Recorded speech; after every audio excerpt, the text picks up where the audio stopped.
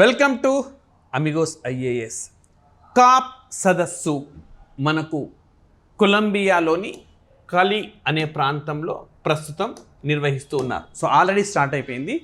21 October start అయింది, 1 November వరకు కొనసాగుతుంది. సో మీకు ఇప్పుడు అనుమానం రావచ్చు, కాప్ 29 కదా, అజర్బైజాన్ కదా అని చెప్పి. సో అది మనకు పర్యావరణానికి సంబంధించింది, రైట్? మరి ఇది దేనికి సంబంధించింది అంటే జీవ వైవిధ్యానికి సంబంధించింది. సో ఈ డిఫరెన్స్ కూడా చాలామంది ఆస్పిరెంట్స్కి తెలియదు.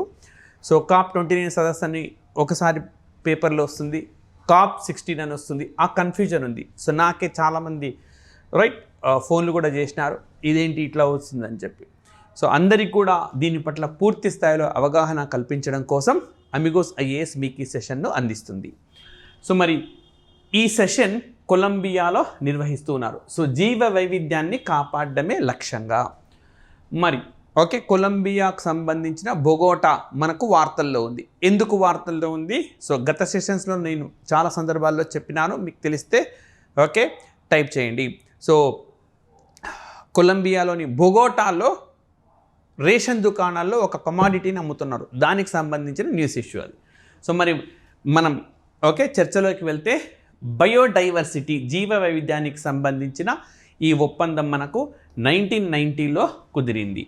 సో ఏంటి అనంటే ప్రపంచవ్యాప్తంగా జీవ వైవిధ్యాన్ని కాపాడము. So safe guard global biodiversity, restore ecosystems, ధ్వంసమైన ఆవరణ వ్యవస్థలను రిస్టోర్ చేయడము అంటే పునరుద్ధరించడము.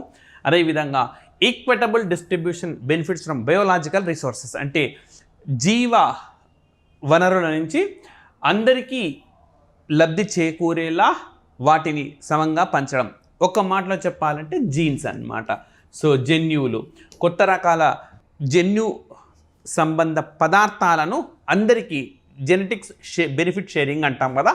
సో అది వీటన్నిటి లక్ష్యం కోసము సాధించడం కోసము అన్ని దేశాలు కలిసి చేపడుతున్న చర్చనే మనకు బయోడైవర్సిటీ కాన్ఫరెన్స్. సో మరి ఇది 16వ సదస్సు అన్నమాట. సో మరి ఓకే, ఈ సదస్సు మనకు కున్మింగ్ మాంట్రియల్ గ్లోబల్ బయోడైవర్సిటీ ఫ్రేమ్వర్క్కు కొనసాగింపు. సో మరి ఇదేంటి? ఇది కూడా చాలామంది ఆస్పిరెంట్స్ తెలియదు, దీని గురించి చెప్పండి అని చెప్తా ఉన్నారు, అడిగారు.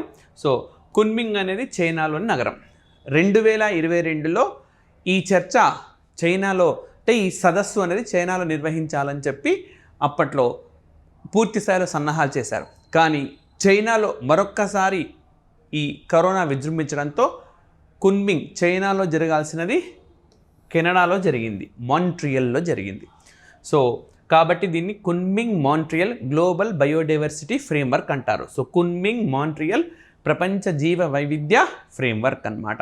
సో మాంట్రియల్ అనగానే మనకు అక్కడ ICAO ఉంటుంది, అది గుర్తుకు రావాలి. International civil aviation organization Chicago convention ప్రకారం ఏర్పడింది.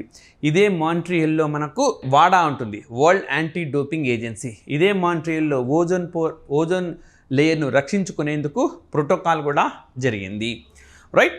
సో మరి ఇది ఈ కున్మింగ్ మాంట్రియల్ ప్రోటోకాల్ ఇది మనకు ఒక లక్ష్యాన్ని ఇచ్చింది. ఎప్పటి వరకు సాధించాలంట ఆ లక్ష్యం? 2030. సో మనకు ఎగ్జామినేషన్లో లక్ష్యం ఏంటి అని అడుగుతారు.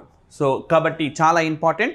మనకు రానున్న గ్రూప్ 2 ఎగ్జామినేషన్స్ ఏవైతే తెలంగాణలో ఆంధ్రప్రదేశ్లో ఉన్నాయో, ముఖ్యంగా ఆంధ్రప్రదేశ్లో సైన్స్ అండ్ టెక్నాలజీలో పర్యావరణంలో భాగంగా వీటిపైన బాగా ఫోకస్ చేస్తారు. సో మనకు ఇటీవలి కాలంలో క్వశ్చన్ స్టాండర్డ్స్ బాగా పెరిగింది. సో ఈ స్టాండర్డ్ స్థాయి క్వశ్చన్స్ మనకు సివిల్స్లో ఏ విధంగా ఉంటుందో 2 తెలుగు రాష్ట్రాల్లో క్వశ్చన్ ప్యాటర్న్ అలా ఉంది. కానీ ఆ స్థాయిలో మనకు ఏ మ్యాగజైన్ కూడా ఉండడం లేదు. ఆ లోటును భర్తీ చేసేందుకు ఓకే మీకు అమిగోస్ ఐఏఎస్ తెలుగులో మ్యాగజైన్స్ని ప్రవేశపెట్టింది. సివిల్ సర్వీసెస్ ఎగ్జామినేషన్స్కు ఓకే ఉపయోగపడుతుంది. గ్రూప్ 1, గ్రూప్ 2, అదేవిధంగా మీరు ఏ కాంపిటేటివ్ ఎగ్జామినేషన్ రాసినా ఇంగ్లీష్లో తెలుగులో సపరేట్గా సేమ్ కవరేజ్ అన్నమాట, రైట్ ఉంటుంది. అండ్ మీరు ఏ లెవెల్ ఆఫ్ కాంపిటేటివ్ ఎగ్జామినేషన్స్కు సిద్ధమవుతున్నా సరే ఖచ్చితంగా ప్రిపేర్ కావాల్సిన మ్యాగజైన్స్ ఇవి, monthly magazine. And regional current affairs కూడా కవర్ చేస్తున్నారు ఇంగ్లీష్లో. కాకపోతే ఇంగ్లీష్లో ఈ మెయిన్ బుక్లెట్లో రీజనల్ కరెంట్ అఫైర్స్ ఉండదు, మీరు ప్రత్యేకంగా బుక్లెట్ ఫ్రీగా ఇస్తారు, తీసుకోవాలి. కానీ తెలుగు బుక్ కానుకుంటే ఇందులో అంతర్భాగంగానే రీజనల్ కరెంట్ అఫైర్స్ అనేది ఉంటుంది. సో ఓకే, తెలుగులో సివిల్స్ స్థాయిలో గ్రూప్ 1 మెయిన్స్, గ్రూప్ 1 ప్రిలిమ్స్ స్థాయిలో మనకు వచ్చిన మ్యాగజైన్ అన్నమాట. గతంలో ఇవి ట్రాన్స్లేషన్ సంబంధించి చాలామంది ఆస్పిరెంట్స్ ఫిర్యాదు చేశారు. ఈ నేపథ్యంలో మొత్తం కొత్త టీంని తీసుకొని వచ్చి అనుభవజ్ఞులను, నాలెడ్జ్ని అవ్వడం, పర్ఫెక్ట్గా ట్రాన్స్లేట్ చేయగలిగే వాళ్ళని తీసుకొని ఇప్పుడు మీకు అందిస్తుంది అవిగోస్ ఐఏఎస్. మనం సబ్జెక్ట్కి వెళ్దాము. సో మనకు కున్మింగ్ మాంటెన్ గ్లోబల్ బయోడైవర్సిటీ ఫ్రేమ్వర్క్ అని చూస్తే ఇది మల్టీలేటరల్ ట్రీటీ, అంటే బహుళ కోణాలు ఉన్నాయన్నమాట ఈ ఒప్పందానికి. సో బయోడైవర్సిటీ లాస్ అంటే జీవ వైవిధ్య నష్టాన్ని మళ్ళీ ఆ నష్టాన్ని లాభంగా మలచడము లేదా నష్టాన్ని నివారించడము, గతంలో ఉన్న దాన్ని తిరుగు తీసుకురావడం, రివర్సింగ్ అన్నమాట. సో హాల్టింగ్ ఉంది, రివర్సింగ్ ఉంది. హాల్టింగ్ అంటే జీవ వైవిధ్య నష్టాన్ని అక్కడే నిలిపివేయడం. ఇంత నష్టం జరిగింది, ఇంకా అక్కడితో ఆగాలి, ఇంకా నష్టం జరగకూడదు. మరి అయిపోయిన నష్టం ఏంది, దాన్ని నష్టాన్ని తిరిగి పాత స్థితికి తీసుకురావాలి అన్న ఉద్దేశంతో దీన్ని ప్రవేశపెట్టారనమాట. దీన్ని చర్చించి దీన్ని అందరూ ఆమోదించినారు. 2030 నాటికి 30% ఏవైతే ధ్వంసమైనాయో, నాశనమైనాయో ఆ ప్రాంతాలను 30% మేర పునరుద్ధరించాలి. సో చాలా ఇంపార్టెంట్. కున్మింగ్ మాంటెల్ బయోడైవర్సిటీ ప్రకారము 2030 నాటికి ఎంత భూభాగాన్ని పునరుద్ధరించాలి అని అడుగుతాడు. సో 30% భూభాగాన్ని పునరుద్ధరించాలి. సో ఏవేవి, టెరెస్ట్రియల్ భూమిపైనవి, ఇన్లాండ్ వాటర్ సో జలానికి సంబంధించినవి, మెరైన్ తీరానికి సంబంధించినవి, కోస్టల్ సముద్రానికి సంబంధించినవి, కోస్టల్ సముద్ర తీరానికి సంబంధించినవి, ఇట్లా ఏవైనా సరే రైట్ అన్నిటినీ పునరుద్ధరించాలి. ఎఫెక్టివ్ రిస్టోరేషన్, గతంలో ఏ విధంగా ఉండినాయో అంత ప్రభావవంతంగా వీటిని పునరుద్ధరించాలి. సో మరి ఇందుకోసం ఎన్ని యాక్షన్స్ ఉన్నాయి అని అంటే 23 యాక్షన్స్, 23 పద్ధతుల కార్యాచరణలను ప్రతి ఒక్కరూ అవలంబించడం ద్వారా 30%, కోల్పోయిన 30%ని పునరుద్ధరించుకోవచ్చు. కోల్పోయిన వాటిల్లో 30%, అంటే 100 యూనిట్లు కోల్పోయినాం, 30 యూనిట్లు పునరుద్ధరించుకోవచ్చు. ఇక 2 గమనించాలి, మరింత నష్టం జరగకుండా చూస్తున్నాం. ఆల్రెడీ 100 పోయింది, ఇంకా 101 కావట్లేదు, అక్కడ ఆపేస్తాం, హాల్ట్ చేస్తున్నాం. కోల్పోయిన 100లో 30%ని పునరుద్ధరిస్తున్నాం 2030 వరకు. ఆ తర్వాత మళ్ళీ ఎక్స్టెన్షన్ చేసుకుంటూ వెళ్తామన్నమాట. సో ఇక్కడ మళ్ళీ 30x30 టార్గెట్ అనేది ఉన్నది. సో చాలా ఇంపార్టెంట్ 30x30 టార్గెట్ అన్నది. సో అదేంటో చూద్దాం. ఈసారి 30x30 టార్గెట్ తీసుకొని వచ్చినారు. ఇదేంటి అని అడుగుతారు. ప్రపంచంలో 30% to place 30% of the world's lands and oceans under conservation by 2030. 2030 నాటికి ఈ 2 30లు ఉన్నాయి, 30 ఒక 30 అర్థమైంది అని అంటే 2030 నాటికి మొత్తం భూమిలో 30%, మొత్తం సముద్రాల్లో 30% పూర్తి స్థాయిలో పరిరక్షణ భాగంలోకి రావాలి. ఇంకా వాటిని ఎట్టి పరిస్థితులలో ధ్వంసం చేసేందుకు వీలు లేదు. అలాంటి పటిష్టమైన చర్యలు తీసుకోవాలి. మరొక 30% ఆల్రెడీ విధ్వంసమైన దాన్ని పునరుద్ధరించాలి. అయితే ఇప్పటి వరకు 32 దేశాలు మాత్రమే వాటి ప్రణాళికలను సమర్పించినాయి. మరి ఇది చేయాలి అని అంటే 23 యాక్టివిటీస్ ఉన్నాయి కదా, బ్రాడ్గా ప్రపంచమంతా 23 యాక్టివిటీస్ ఉన్నాయి. దానిలో మనకు తగ్గవి మనం ఎంచుకొని మన ప్లాన్ ఆఫ్ యాక్షన్ చేయాలి.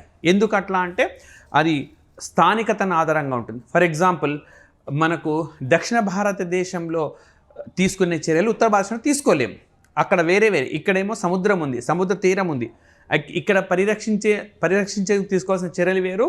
ఉత్తరాదిన సముద్రం లేదు, హిమాలయాలు ఉన్నాయి, అక్కడ తీసుకోవాల్సిన చర్యలు వేరు. ఆ కార్యాచరణ ఏంటో ప్రవేశపెట్టాలి. కానీ ఎన్ని చేసినాయంటే కేవలం 32 మాత్రమే చేసినాయి. ఎన్ని దేశాలు చేసినాయని చెప్పి కూడా అడుగుతాడు ఆబ్జెక్టివ్ టైప్లో. అంటే చూడండి, 2030 అనే నంబర్ వార్తల్లో ఉన్నది, 30 అనే నంబర్ వార్తల్లో ఉన్నది. ఈ అంశంలో 23 అనే అంశం వార్తల్లో ఉన్నది.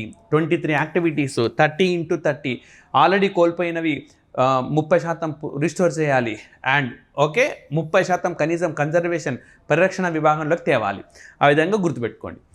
అండ్ అదేవిధంగా హైసీస్ ట్రీటీ, జెనెటిక్ రిసోర్సెస్ ఇందులో మనకు చర్చించినవి. హైసీస్ ట్రీటీ అంటే గత సెషన్స్లో కూడా నేను మీకు చెప్పినాను. ఇది భారతదేశం అనుకుంటే మనకు ఏ దేశానికైనా ఇది వర్తిస్తుంది. మన ఇండియన్ ఎగ్జాంపుల్గా చెప్తున్నాం. 200 నాటికల్ మైల్స్ తర్వాత ఏదైతే సముద్ర భాగం ఉందో దాన్ని హైసీస్ అంటారు. అక్కడ జీవ వైవిధ్యాన్ని కాపాడేందుకు ఉద్దేశించిన ఒప్పందమే హైసీస్ ట్రీటీ ఒప్పందం. రీసెంట్గా ఒక 20 రోజులైంది భారతదేశం దీనిపైన సంతకం చేసింది, రాటిఫై కూడా చేసింది. సో జెనెటిక్ రిసోర్సెస్, సో జన్యువుల పరంగా ఏదైతే లబ్ధి ఉంటుందో అది అందరికీ సమానంగా పంచడం కోసం ఉద్దేశించింది, రైట్. మరి ఇవన్నీ చేయాలి, ఆ 23 యాక్టివిటీస్ చేయాలి అని అంటే డబ్బులు కావాలి. So financing for biodiversity conservation, జీవ వైవిధ్య పరిరక్షణకు డబ్బులు కావాలి. సో ఇదే మెయిన్ మనకు COP16లో ఎవరిస్తారు, పిల్లి మెడలో గంట కట్టేది ఎవరు, అదే పద్ధతిలో జరుగుతుంది. అంటే గంట పిల్లి మెడలో ఎవడైనా కట్టవచ్చు, పులి మెడలో కట్టాలి. సో పులి ఓకే వస్తూ ఉంది, రోజు వస్తూ ఉన్నది, ఏదో ఒక మేకనో మనిషిని చంపుతుంది. మరి ఓకే దాని రాకను ముందే పసిగట్టగలిగితే మనము ఎక్కడైనా సేఫ్ ప్లేస్లో ఓకే దాచుకోవచ్చు. అట్లా చేయాలంటే అది శబ్దం చేస్తూ రావాలి, అది కూడా కామ్గా వస్తుంది. కానీ దాని మెడలో గంట కట్టగలిగితే ఈజీ అవుతుంది అన్నమాట పని, రైట్. సో అది సౌండ్ వస్తుంది కాబట్టి ఎక్కడో అక్కడ ఎస్కేప్ అవ్వచ్చు. కానీ అసలు గంట కట్టేది ఎవడు, దీన్ని చేయాలంటే డబ్బులు కావాలి, డబ్బులు ఇచ్చేది ఎవడు, దీనిపైనే చర్చ అనమాట. ఈవెన్ అజర్బైజాన్లో జరగబోతుంది కూడా ఫైనాన్స్కి సంబంధించింది. ఆ సెషన్ ఆల్రెడీ అమిగోస్ IAS అందించింది, మీకు నేనే క్లాస్ తీసుకున్నాను, అది కూడా చూడని వారంటే చూడండి. సో అట్లీస్ట్ $200 బిలియన్ కావాలి ప్రతి సంవత్సరం 2030 నాటికి. So developing countries okay developed countries అభివృద్ధి చెందిన దేశాలు కనీసంగా 20 నుంచి ఓకే $30 బిలియన్ ప్రతి సంవత్సరం ఇచ్చుకుంటూ పోతే చాలు. సో దాదాపుగా ఇంకొక 6 సంవత్సరాలు ఉన్నది కాబట్టి $30 బిలియన్ ఇచ్చినా కూడా $180 బిలియన్ అనుకున్నది కాకపోయినా మ్యాక్సిమం చేరతాం. ఇవి అభివృద్ధి చెందిన దేశాలు ఇస్తే మిగతా మొత్తాన్ని అభివృద్ధి చెందుతూ ఉన్న దేశాలు కూడా అవి కూడా కంట్రిబ్యూట్ చేస్తాయి. సో ఆ విధంగా ఓకే దీన్ని మనకు ఉన్నది. సో కున్మింగ్ మాంట్రియల్ బయోడైవర్సిటీ సదస్సు, ఇప్పుడు సదస్సు ప్రారంభంలో ఉంది కాబట్టి మనం ఈ అంశాలను చర్చించినాం. సదస్సు పూర్తయిన తర్వాత ఏమేమి నిర్ణయాలు తీసుకున్నారు, తీర్మానాలు ఏం తీసుకున్నారు, మరి అభివృద్ధి చెందిన దేశాలు అంగీకరించినాయా లేదా, ఈ పాయింట్స్ పైనే చర్చ జరుగుతుంది. అంటే మీకు ఆల్రెడీ దేనిపైన చర్చ జరుగుతుంది స్పష్టత ఉంది కాబట్టి తీర్మానాలు వచ్చిన తర్వాత నేర్చుకోవడం సులభమవుతుంది. సో ఇది దీనికి సంబంధించిన అంశము. మరొక ఇష్యూతో నెక్స్ట్ సెషన్లో కలుద్దాం. దయచేసి వీడియోను లైక్ చేయండి, షేర్ చేయండి, సబ్స్క్రైబ్ చేసుకోండి అంటే సబ్స్క్రైబ్ చేసుకోండి. Thank you very much.